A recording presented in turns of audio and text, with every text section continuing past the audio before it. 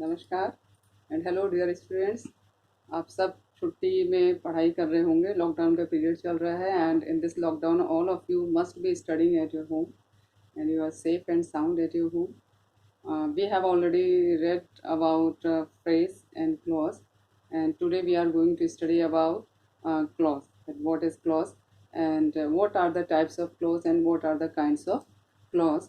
And clause is a small unit of words, and meaningful words they are used there, and one subject is there and one verb is there.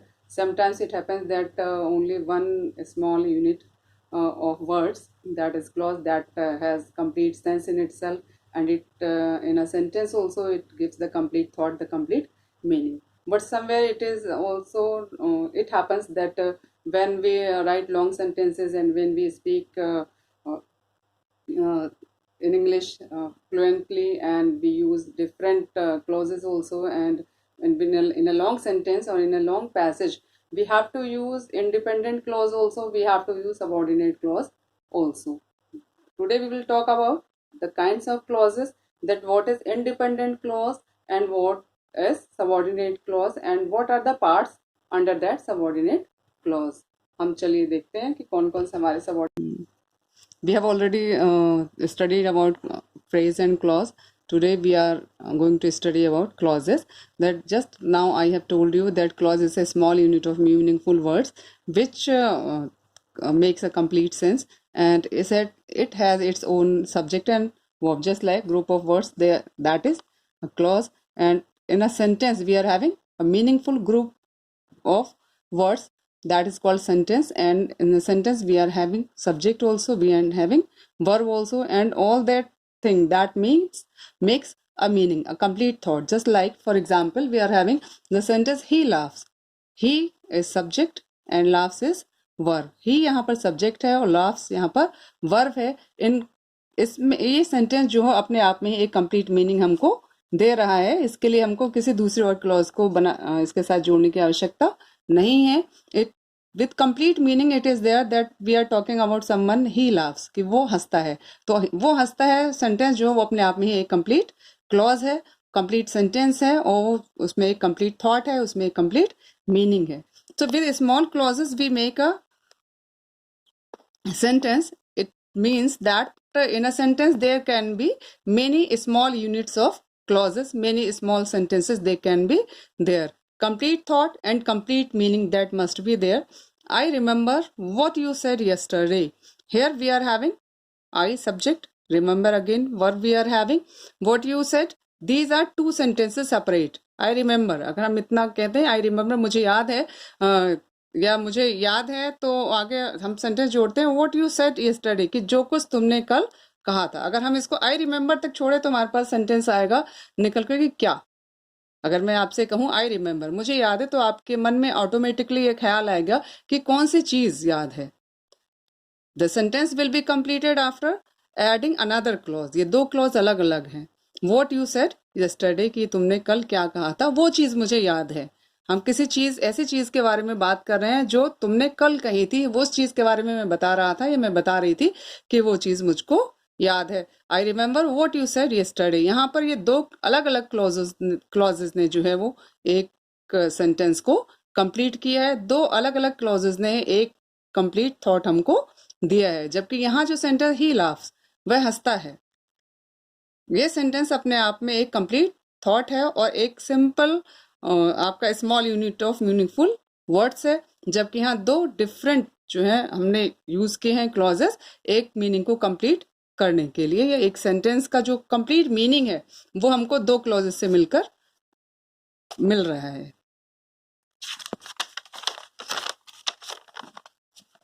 हम बात करेंगे अब independent clause की, जिसको हम main clause भी कहते हैं. जो इंडिपेंडेंट क्लॉज है वो अपने आप में खुद में ही it is complete in itself. The sentence will have a complete meaning. It is independent in itself. It has a complete thought as earlier we have read. हमने पिछले बारे में अभी पढ़ा था कि हाँ, जो एक क्लॉज है उसका अपना एक कंप्लीट सेंस होगा, कंप्लीट मीनिंग होगा, तो वो इंडिपेंडेंट क्लॉज होगा. उसको किसी सबऑर्डिनेट क्लॉज की जरूरत नहीं पड़ेगी अपने मीनिंग को समझाने के लिए, अपने थॉट को कंप्लीट करने के लिए. उस सेंटेंस जैसे हम कहते हैं मेन क्लॉज या प्रिंसिपल क्लॉज जैसे हम कहते हैं, वो जो है इंडिपेंडेंट क्लॉज ही होते हैं, जिनको हम डिफरेंट नेम से जानते हैं, चाहे हम उसे मेन क्लॉज कह लें, चाहे हम उसको प्रिंसिपल क्लॉज कह लें। फॉर एग्जाम्पल हम देखेंगे all planets revolve round the sun. यहाँ ऑल प्लैनेट, ये जो वर्ड है ऑल प्लैनेट्स, ये हमारा सब्जेक्ट है, रिवॉल्व हमारा वर्ब है। सारे प्लैनेट जो हैं वो सूर्य के चारों तरफ घूमते हैं, चारों तरफ उसकी परिक्रमा करते हैं। ये अपने आप में ही एक कंप्लीट सेंटेंस है, कंप्लीट थॉट है, जो एक सेंटेंस है ये हमारा, और ये हमको कंप्लीट मीनिंग दे रहा है। इसमें हम ये सिर्फ प्रिंसिपल क्लॉज का ही, एक इंडिपेंडेंट क्लॉज का ही यूज किया गया, जिसमें उसका अपना सब्जेक्ट है, अपना वर्ब है। इस सेंटेंस के मीनिंग को कंप्लीट करने के लिए हमको किसी दूसरे सेंटेंस की आवश्यकता नहीं है। We do not need any more sentences or any subordinate clauses to complete the meaning of this sentence. This sentence is complete in itself, and because of that, this is an independent clause, and because of it only, that is having the complete sense in itself. क्योंकि ये independent clause है, इसका कोई भी subordinate clause के साथ हमने इसको जोड़ा नहीं है, और ये अपने आप में ही हमको कंप्लीट मीनिंग देता है, इसलिए इसको हम इंडिपेंडेंट क्लॉज भी कहते हैं, इसको हम मेन क्लॉज भी कहते हैं। नेक्स्ट सेंटेंस देखेंगे, my sister lives in Delhi. मेरी सिस्टर दिल्ली में रहती है। माई सिस्टर हमारा सब्जेक्ट है, लिव्स हमारा वर्ब है। तो some clauses they give us complete meaning with one subject and verb. ये एक सब्जेक्ट है केवल, यहाँ हमारा एक वर्ब है, जैसे हमारे यहाँ एक सब्जेक्ट था, यहाँ एक वर्ब था, लेकिन वो हमको कंप्लीट मीनिंग दे रहा था। इसी तरह से हमारा ये भी एक इंडिपेंडेंट क्लॉज है, मेन क्लॉज है, जो कि हमको complete meaning, complete thought they रहा है। और इसको हम मोस्टली सिंपल सेंटेंसेस में ही यूज करते हैं। जो सिंपल सेंटेंस बनाते हैं हम, जिसमें कि एक ही सेंटेंस होता है, उसमें वो मेन क्लॉज से ही बनता है, वो इंडिपेंडेंट क्लॉज से ही बनता है। तो यहाँ हमारा सब्जेक्ट और वर्ब है, इसलिए ये हमारा इंडिपेंडेंट क्लॉज है, क्योंकि एक ही सेंटेंस है, स्मॉल यूनिट ऑफ वर्ड्स है ये, और इसका अपना एक कंप्लीट थॉट हो गया, कंप्लीट मीनिंग हो गया। के मीनिंग को कंप्लीट करने के लिए हमको किसी दूसरे सबऑर्डिनेट क्लॉज की जरूरत नहीं पड़ी। We do not need any subordinate clause to complete the meaning of this sentence, so this will be called independent clause. इसको हम इंडिपेंडेंट क्लॉज कहते हैं, इसको हम मेन क्लॉज कहते हैं। ये सिंपली जो है सिंपल सेंटेंसेस में यूज किया जाता है, जहाँ केवल एक ही आपका सब्जेक्ट होगा, एक ही आपका वर्ब होगा, और वो कंप्लीट थॉट आपको दे रहा होगा। अब हम आगे चलते हैं डिपेंडेंट क्लॉज पे, जिसको हम सबऑर्डिनेट क्लॉज भी कहते हैं और डिपेंडेंट क्लॉजेस भी कहते हैं। ये जो डिपेंडेंट क्लॉजेस और सबऑर्डिनेट क्लॉजेस हैं, as we know by their name, इनके नाम से जैसे हम जानते हैं कि इनको किसी एक दूसरे क्लॉज की भी जरूरत पड़ती है अपने मीनिंग को कंप्लीट करने के लिए, कंप्लीट सेंस, कंप्लीट थॉट देने के लिए इनको किसी दूसरे क्लॉज की आवश्यकता पड़ेगी। They need another clause to complete their meaning और to give us the complete thought. There is a need, so it is not complete in itself. It needs another clause to complete the meaning of the sentence. इसमें subject और verb होने के बाद भी इसका अपना कोई कंप्लीट मीनिंग नहीं होता है। देखिए, who is intelligent, यहाँ सब्जेक्ट है who, is आ गया, verb who is intelligent। Next sentence हम देखेंगे, that is the best seller। Next यहाँ भी हमारा सब्जेक्ट है, हमारा वर्ब है हमारे पास। नेक्स्ट सेंटेंस है विच लिव्स इन मुंबई। यहाँ भी हमारा सब्जेक्ट है, यहाँ भी हमारा वर्ब है, लेकिन ये तीनों ही सेंटेंस सेपरेट हैं, डिपेंडेंट हैं दूसरे किसी और क्लॉज के ऊपर। हु इज इंटेलिजेंट, जो इंटेलिजेंट है, जो इंटेलिजेंट है मीन्स कौन। सवाल हमारे पास आएगा कि कौन। सेंटेंस का पूरा मीनिंग यहाँ पर नहीं हुआ। अगर हमने यहाँ कोई नाम लिखा होता कि राम इज इंटेलिजेंट या सीता इज इंटेलिजेंट, तो वो हमारा सेंटेंस कंप्लीट मीनिंग दे रहा होता कि हम राम के ही बारे में पर्टिकुलरली बात कर रहे हैं या हम सीता के ही बारे में पर्टिकुलरली बात कर रहे हैं। लेकिन यहाँ वर्ड दिया है हु, और हु एज ए सब्जेक्ट हमने यूज किया है, तो हु इज इंटेलिजेंट, कौन इंटेलिजेंट है।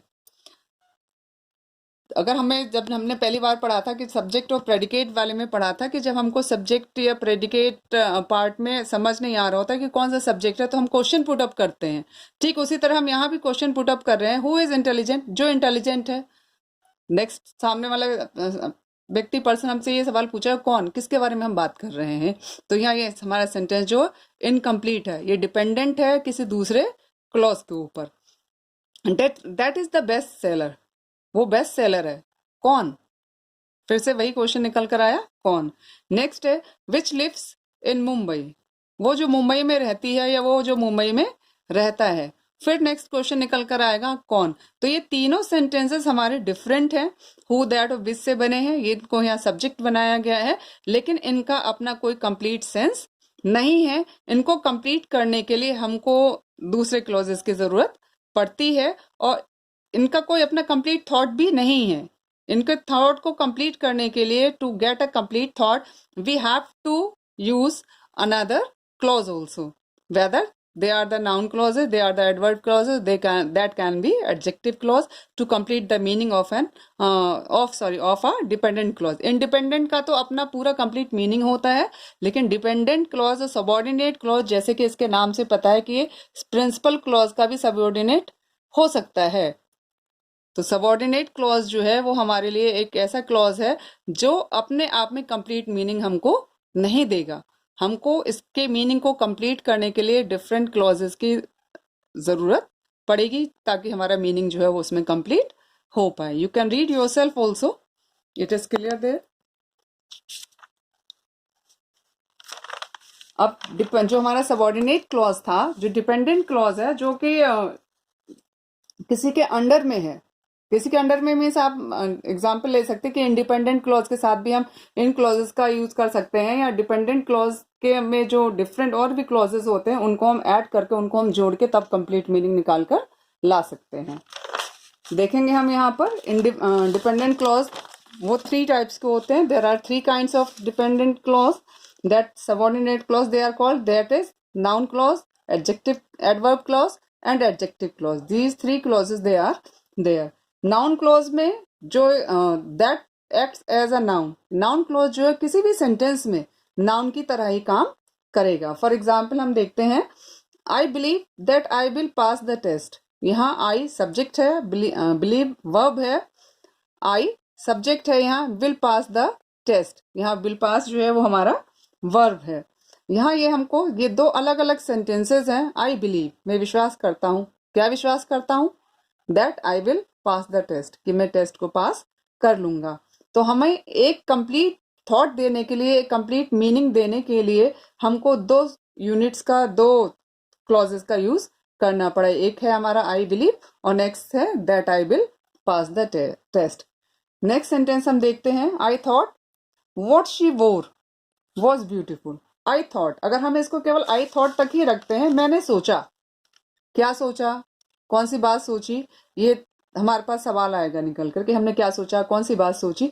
लेकिन अगर हम ये यहाँ पर हमारा इनकम्प्लीट है, ये हमको कंप्लीट थॉट नहीं दे रहा है, क्योंकि इसके लास्ट में हमारे पास एक क्वेश्चन अराइज कर रहा है कि मैंने क्या सोचा। अगर हम इसके साथ जोड़ेंगे, इसलिए next, what she wore was beautiful, उसने जो पहना था वो खूबसूरत था, वो सुंदर था। यही बात के लिए कह रहा था आई थॉट, मैंने सोचा कि उसने जो कुछ चीज पहनी थी वो सुंदर थी, उसकी ड्रेस जो है वो ब्यूटीफुल थी। नेक्स्ट सेंटेंस देखिए, do you know what the weather will be, क्या आप जानते हो। अगर हम इसको यहीं तक रखें, डू यू नो, क्या तुम जानते हो। नेक्स्ट क्वेश्चन मिला रहा है क्या, हम उस सेंटेंस को कंप्लीट करने के लिए कहेंगे do you know what the weather will be, क्या तुम जानते हो कि मौसम कैसा होगा।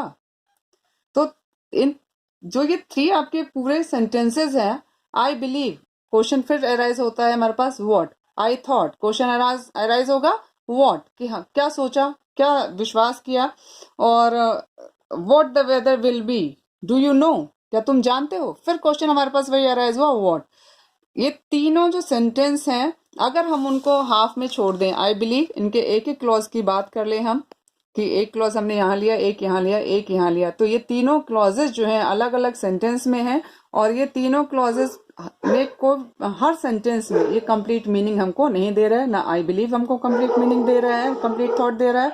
आई थॉट, ये 2 वर्ड्स भी हमको कंप्लीट थॉट नहीं दे रहे हैं, कंप्लीट मीनिंग नहीं दे रहे हैं। यहाँ सब्जेक्ट भी है जबकि यहाँ वर्ब भी है। डू यू नो, यहाँ भी सब्जेक्ट है, यहाँ भी वर्ब है, लेकिन ये भी हमको कंप्लीट मीनिंग नहीं दे रहे हैं जब तक हम इन क्लॉजेस को दूसरे क्लॉजेस के साथ जोड़ते नहीं हैं। अगर हम इनको दूसरे क्लॉजेस के साथ जोड़ेंगे, I believe that I will pass the test, एक क्लॉज यहाँ है, दूसरा क्लॉज हमारा यहाँ से यहाँ तक आया। अगर हम इन क्लॉजेस को जोड़ते हैं तभी हमको कंप्लीट मीनिंग मिल रहा है, कंप्लीट थॉट मिल रहा है, इसीलिए इनको डिपेंडेंट क्लॉजेस कहा जाता है। ये सेम थिंग जो है वो तीनों में आएगी आपका। आई बिलीव में भी, आई थॉट में भी, डू यू नो के साथ भी यहाँ जो है क्वेश्चन जो है वो आपका अराइज करेगा व्हाट करके कि क्या बात हुई। तो a noun is a group of words which contains a subject and a predicate and verb of its own and does the work of a noun. Subject उसका अपना होगा, प्रेडिकेट भी होगा, उसमें वर्ब भी होगा, लेकिन इसमें जो है ये एक नाउन की तरह ही काम करेगा। यहाँ पर भी noun clause begins with words such as that, how, what, इस तरह के वर्ड से जो है वो हमारा नाउन क्लॉज जो शुरू होगा। ऐसे यहाँ पर है दैट, यहाँ हमने वॉट लिया है, यहाँ भी वॉट है, और यहाँ भी सेंटेंस जो हमारा दैट के साथ नाउन क्लॉज जो है वो शुरू हो रहा है। तो मोस्टली थिंग जो हम याद रखेंगे कि इस तरह के जो सेंटेंस होंगे जिसमें हमें ढूंढना पड़ता है कि हाँ कौन सा नाउन क्लॉज है, कौन सा एडवर्ब क्लॉज है, तो ये बात ध्यान रखेंगे हम कि नाउन क्लॉज में जो है ऐसे वर्ड्स का यूज किया जाता है जैसे हाउ है, दैट है, whatever, when, where, whether, when, which ever, who, whomever, and why. So these clauses, they are the subject, somewhere they are the subject, somewhere they are the object to the verb, and somewhere they are direct object, somewhere they are the indirect objects, and somewhere they are nominative, or they are all in proposition. So these things, that, what, and these type of words we use in noun clause. कहीं कोई भी इस तरह का word आपको दिखाई दे जाए, चाहे वॉट है, वॉट एवर है, वैन है, वेयर है, वेदर है, विच है, तो ये वर्ड्स जो है नाउन क्लॉज में ही यूज किए जाते हैं। अगर आपको कहा भी जाता है कि इसको नाउन क्लॉज को लगाकर जो है सेंटेंस बनाइए, तो इन वर्ड्स के साथ जो है आप सेंटेंस को जोड़ेंगे। अगर दो सेपरेट सेंटेंस दे रखे हैं आपको और आपको उनको कंबाइन करना है, उनको जोड़ना है और नाउन क्लॉज से जोड़ना है, तो आपको इन वर्ड्स का यूज करना पड़ेगा उसमें। हम नेक्स्ट चलते हैं एडजेक्टिव क्लॉज पर। जैसे नाउन क्लॉज नाउन का ही काम करता है सेंटेंस में, वो उसको डिनोट करता है, इसी तरह से एडजेक्टिव क्लॉज में एडजेक्टिव जो है वो डिनोटेड होता है। इसको हम मोस्टली कहते हैं relative clause also, that acts as an adjective. इसमें जो है आपका एक आइडेंटिफाइंग होता है, एक नॉन आइडेंटिफाइंग होता है। जहां आपका आइडेंटिफाइंग होता है वहां हम कॉमा, नो कॉमास, वहां कोई कॉमा का यूज नहीं करते, जबकि नॉन आइडेंटिफाइंग में हम कॉमास का यूज करते हैं। और उसमें जो है आपका सिचुएशनल भी होता है कि सिचुएशनल में भी हम कॉमास का यूज कर लेते हैं। फॉर एग्जाम्पल हम बात करते हैं the boy who you saw in the bus at the bus stop committed a robbery. वो लड़का जिसको तुमने बस स्टॉप पे देखा उसने डकैती डाली या उसने चोरी की है। डकैती डाली, रॉबरी में होता है डकैती डालना, कमिटेड अ रॉबरी। हम यहाँ इस लड़के की बात कर रहे हैं। हु जो है, हु बता रहा है कि हम इस लड़के को आइडेंटिफाई कर रहा है कि हाँ इस लड़के ने चोरी की। अगर हम सिंपली ये हु वर्ड हटा दें, हम कहें the boy you saw at the bus stop committed a robbery. लड़का तुमने बस स्टॉप पे देखा, उसने रॉबरी कमिट की, उसने डकैती की। लेकिन हम जब तक उसमें जो वर्ड्स को नहीं ढूंढेंगे, तो ये हु जो वर्ड है, हु यू सॉ, हु जो है वो बॉय को डिनोट कर रहा है कि ये वही लड़के के बारे में बात कर रहा है जिसको इसने बस स्टॉप पे देखा और जिसने रॉबरी की। The girl who is leading the parade is my best friend. The girl who is leading the parade is my best friend. He is talking about that कि माई बेस्ट फ्रेंड, कि मेरे वो लड़की मेरी बेस्ट फ्रेंड है। कौन सी लड़की? So many girls they are there, लेकिन कौन सी लड़की मेरी बेस्ट फ्रेंड है? मेरी बेस्ट फ्रेंड वो लड़की है जो कि परेड को लीड कर रही है, परेड में आगे चल रही है, उस परेड की वो लीडर है। तो we are talking the girl, there are so many girls, but we have to identify that girl, that who is leading the parade, that girl is only my best friend. कि लड़कियां तो बहुत सी हैं parade में, लेकिन जो लड़की parade को लीड कर रही है वो लड़की मेरी बेस्ट फ्रेंड है। तो द गर्ल, ये हु वर्ड जो है हमने गर्ल को आइडेंटिफाई किया है इसमें कि मेरी बेस्ट फ्रेंड कौन है? मेरी बेस्ट फ्रेंड वो लड़की है जो कि परेड को लीड कर रही है। Can you see the bird that is on the fence? Can you see the bird? क्या तुम उस चिड़िया को देख सकते हो जो कि दीवार पर है, जो कि फेंस पर है? ये दैट वर्ड जो है वो, दैट जो शब्द है, दैट जो वर्ड है, वो वर्ड को बता रहा है, वर्ड के बारे में हमको बता रहा है कि चिड़िया के बारे में बात करें। क्या तुमने उस चिड़िया को देखा? कौन सी चिड़िया को? वो चिड़िया जो कि फेंस पर बैठी हुई है। Can you see the word that is on the fence, क्या तुम उस चिड़िया को देख सकते हो जो कि फेंस पर बैठी हुई है। तो ये जो वर्ड है दैट, यहाँ दैट वर्ड, यहाँ हु वर्ड, ये चीजें जो, ये जो वर्ड्स हैं, ये दो सेपरेट सेंटेंसेस को यहाँ पर मिला रहे होते हैं। ये किसी पर्टिकुलर व्यक्ति के बारे में बात को हमको बता रहे होते हैं कि हाँ हम बात कर रहे हैं तो किस पर्टिकुलर व्यक्ति की बात कर रहे हैं। जैसे हमने यहाँ कहा था the boy who you saw in the bus at the bus stop committed a robbery. वो लड़का जिसको तुमने बस स्टॉप पे देखा था उसने रॉबरी को कमिट किया। यहाँ मेरी बेस्ट फ्रेंड है कौन, वो लड़की जो कि परेड को लीड कर रही थी। और फेंस पे बैठी हुई चिड़िया तुमने देखी, can you see the word that. That जो है वो वर्ड को डिनोट कर रहा है, वर्ड को बता रहा है कि वह चिड़िया जो फेंस पर बैठी थी। He likes a story which has a moral in it. He likes a story, वो एक स्टोरी तो पसंद करता है, लेकिन कौन सी story, which has a moral in it, जिस स्टोरी के अंदर एक मॉरल भी हो। He likes a story which has a moral in it, वो स्टोरीज पसंद करता है, लेकिन वो वही स्टोरीज पसंद करता है जो स्टोरी में कोई ना कोई मॉरल होता है। यहाँ ये विच वर्ड जो है वो स्टोरी को डिनोट करता है, वो स्टोरी के बारे में हमको बताता है। तो यहाँ हम देखेंगे an adjective clause is a group of words which contains a subject and a predicate of its own and works as an adjective. It begins with words that, when, where, who, whom, whose, which, why. An essential or restrictive adjective clause provides information that is necessary for identifying the word it modifies. ये जो हमारा who word है, यहाँ who word है, यहाँ हमारा that word है, ये हमारे इस वर्ड को मॉडिफाई कर रहा है। ये हमारी किसकी क्वालिटीज बताता है, बॉय की। यहाँ ये गर्ल कौन सी लड़की, यहाँ हम वर्ड की बात करते हैं, पक्षी की बात कर रहे हैं। तो ये जो वर्ड्स हैं ये जो है यहाँ हमारा जो यहाँ मेन सब्जेक्ट है उसको मॉडिफाई कर रहा है। यहाँ एडजेक्टिव का काम कर रहा है कि हम किसी के बारे में बात कर रहे हैं तो किस लड़के के बारे में बात कर रहे हैं। यहाँ अगर लड़की के बारे में बात करें तो कौन सी और किस लड़की के बारे में बात कर रहे हैं। यहाँ पक्षी के बारे में बात कर रहे हैं तो कौन सी बर्ड है जो कि फेंस पे बैठी हुई, किसके बारे में बात कर रहे हैं। यहाँ हम किस स्टोरी के बारे में बात कर रहे हैं, कौन सी स्टोरीज के बारे में बात कर रहे हैं। तो ये जो वर्ड विच है ये स्टोरी को मॉडिफाई करता है और हमें यूज करना होता है इस तरह के वर्ड्स को, जैसे दैट है, व्हेन है, हुज है, हु है, हुम है, हुज, विच, वाई। तो ये वर्ड्स को हम यूज करते हैं। जब हमको आइडेंटिफाइंग करना होता है तो वहां हम दैट का यूज करते हैं और विदाउट कॉमा दैट का यूज करेंगे, लेकिन हम वहां कॉमा जो है वो नहीं लगाएंगे। यहाँ जो है हमने दैट का यूज किया है, हम वर्ड को आइडेंटिफाई कर रहे हैं, लेकिन हमने जो है यहाँ पर किसी कॉमा का यूज नहीं किया, सिंपली दैट का यूज किया है।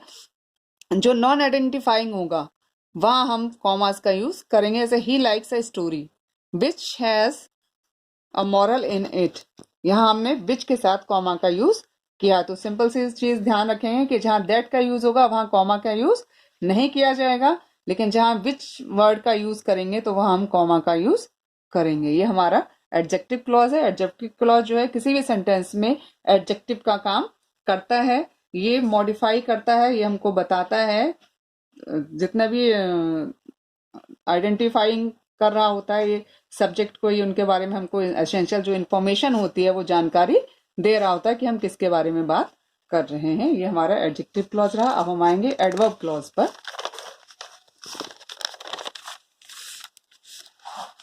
एडवर्ब क्लॉज जैसे नाउन जो है नाउन क्लॉज नाउन की तरह एक्ट करता था किसी सेंटेंस में, एडजेक्टिव क्लॉज जो है एडजेक्टिव की तरह एक्ट करता था, इसी तरह एडवर्ब क्लॉज भी जो है किसी भी सेंटेंस में एडवर्ब की तरह ही एक्ट करता है। It shows a relationship, it always join with a independent clause. ये किसी भी इंडिपेंडेंट के साथ क्लॉज के साथ ही हम इसको जोड़ते हैं कंप्लीट मीनिंग इसका करने के लिए। जैसे she likes the red car more than her husband, उसे रेड कार बहुत पसंद है। कितनी पसंद है, अपने हस्बैंड से ज्यादा उसको रेड कार अपनी पसंद है। तो यहाँ he likes the red car, अगर हम यहाँ तक भी रखेंगे तो ये सेंटेंस इसका अपने आप में कंप्लीट है, ये इंडिपेंडेंट क्लॉज है इतना। She likes the red car, वो रेड कार उसको पसंद है, मोर देन हर हस्बैंड, सवाल पूछे हम उससे दूसरा तो वो आंसर निकल कर आएगा मोर देन हर हस्बैंड। उसको रेड कार पसंद तो है, लेकिन कितनी ज्यादा पसंद है कि उसे वो रेड कार अपने हस्बैंड से भी ज्यादा पसंद है। Next sentence, he enjoyed the party more than you did. He enjoyed the party more than you did. उसने पार्टी एंजॉय की, कंप्लीट है मीनिंग कि उसने पार्टी एंजॉय की। लेकिन अगर आप सेंटेंसेस में पूछेंगे उसने कितनी पार्टी एंजॉय की, तो आंसर आएगा ही enjoyed the party more than you did. जितनी तुमने की उससे ज्यादा पार्टी इस पर्सन ने एंजॉय की। वेदर यू लाइक इट और not you have to go. Whether you like it और नॉट, चाहे तुमको पसंद हो या ना पसंद हो, यू हैव टू गो, तुमको जाना ही है। यू हैव टू गो ये हमारे यहाँ पर प्रिंसिपल क्लॉज होगा, और ये हमारा जो है सबऑर्डिनेट क्लॉज यहाँ पर आएगा कि तुम्हें चाहे पसंद हो या तुम्हें नहीं पसंद हो, लेकिन यू हैव टू गो, तुमको जाना ही है। तो an adverb clause is a group of words which contains a subject and a predicate of its own and works as an adverb. The entire clause modifies a verb, an adjective और another adverb. ये दूसरे verb को भी modify कर सकता है, adjective को भी मॉडिफाई करता है, ये कभी कभी वर्ब को, मोस्टली तो ये वर्ब को ही मॉडिफाई करता है। और समटाइम्स जो है वो सब्जेक्ट और वर्ब कभी कभी इसमें जो है छोड़ दिए जाते हैं, वो ऑमिट कर दिए जाते हैं इस तरह के सेंटेंसेस में। हम इसको यूज करते हैं पर्सन्स के लिए, रीजंस के लिए यूज करते हैं, हम इसको डिफरेंसेस के लिए यूज करते हैं, कंट्रास्ट के लिए यूज करते हैं, कंडीशंस के लिए भी यूज करते हैं, और टाइम के लिए भी यूज करते हैं, पर्पस और कंपैरिजन के लिए भी यूज करते हैं। जैसे हमने यहाँ पर इसको कंपैरिजन के लिए यूज किया था, she likes the car red car more than her husband. वो कार पसंद करती है, लेकिन कितनी ज्यादा पसंद करती है, अपने हस्बैंड से ज्यादा पसंद करती है। ही enjoyed the party more than you. उसने पार्टी एंजॉय की, लेकिन कितने की, तुमसे ज्यादा की। वेदर यू लाइक इट और नॉट, वेदर का यूज किया, वेदर यू लाइक इट और नॉट, तुम इसे पसंद करो या ना पसंद करो। यहाँ हमारी जो है वो यहाँ पर आ गया एक कंडीशन टाइप से वो बात कर रहा है कि चाहे तुम पसंद करो या ना पसंद करो, तुमको जाना है।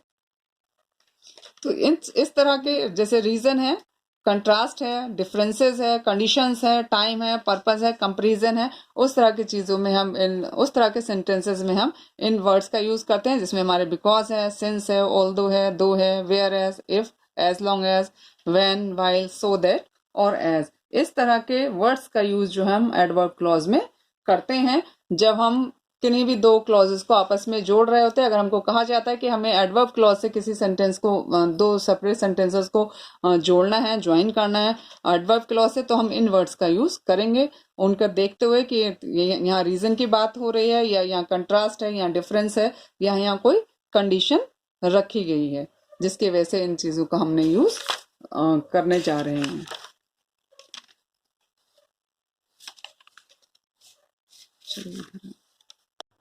होप, उम्मीद करती हूँ मैं कि आप सबको क्लॉज जो है वो समझ में आया होगा कि what is independent clause, what are the subordinate clauses, what is noun clause, what is adverb clause, and what is adjective clause.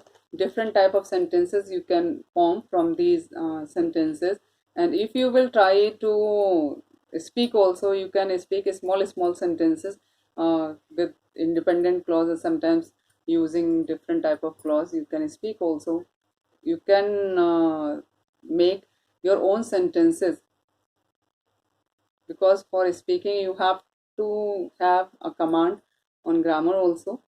हमको इंग्लिश हम तब बोल पाते हैं, इंग्लिश टफ सब्जेक्ट नहीं है। जितना बच्चे सोचते हैं कि इंग्लिश एक टफ सब्जेक्ट है, इंग्लिश टफ सब्जेक्ट नहीं है, उतना ही इजी है जैसे आप बाकी का हिंदी पढ़ते हैं, बाकी चीज़ों को पढ़ते हैं। बस बच्चे थोड़ा सा डर जाते हैं इसलिए कि उन्हें लगता है कि हम बोल नहीं सकते। लेकिन आजकल का लॉकडाउन का टाइम चल रहा है, आपके घर में जो आपके छोटे भाई बहन हैं उनको पढ़ाइए, इंग्लिश में छोटे छोटे सेंटेंसेस बनाकर उनसे बातचीत कीजिए, और आपको इंग्लिश बोलना आ जाएगा। आप बहुत फ्लुएंटली जो है इंग्लिश को बोल लेंगे। इंग्लिश जिस लैंग्वेज को हम ज़्यादा सुनते हैं, ज़्यादा पढ़ते हैं, ज़्यादा लिखते हैं, और वही लैंग्वेजेस जो हैं वो हम उनके ऊपर हमारी कमांड अच्छी हो जाती है। तो जब हम इंग्लिश लिसन भी ज़्यादा करेंगे, हम सुनेंगे ज़्यादा, हम पढ़ेंगे ज़्यादा, हम लिखेंगे ज़्यादा, हम उस लैंग्वेज में सोचेंगे भी, तो हम जो है उस लैंग्वेज पे हमारी पूरी कमांड हो जाएगी, और सारे बच्चे बहुत अच्छे से इंग्लिश बोल सकते हैं। तो यू शुड बी कॉन्फिडेंट, कि आपको अपने ऊपर कॉन्फिडेंट रहना है कि दैट यू कैन स्पीक। कोई भी ऐसा काम नहीं है दुनिया में जो इम्पॉसिबल हो। I am possible. इम्पॉसिबल का फुल मीनिंग यही होता है ना, आई एम पॉसिबल। दुनिया में हर एक काम संभव है और आप सारे काम को कर सकते हैं। तो you try your best and you will get the results also. Thank you.